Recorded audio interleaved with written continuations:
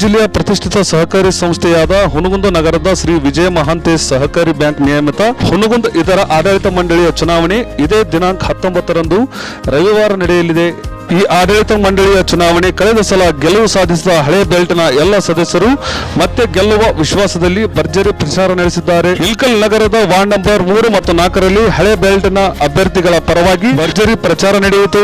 ಎಲ್ಲಾ ಪ್ಯಾನಲ್ ಅಭ್ಯರ್ಥಿಗಳ ಪರ ಮಹಿಳೆಯರು ಇಲ್ಕಲ್ ನಗರದಲ್ಲಿ ಮನೆ ಮನೆಗೆ ತೆರಳಿ ಪ್ರಚಾರ ನಡೆಸಿದರು. ಈ ಸಂದರ್ಭದಲ್ಲಿ ರಫೀಕ್ ಹೈವಳ್ಳಿ, ಶಂಕರ್ ಕನಕೇರಿ ಸೇರಿದಂತೆ ಇನ್ನಿತರರು ಉಪಸ್ಥಿತರಿದ್ದರು.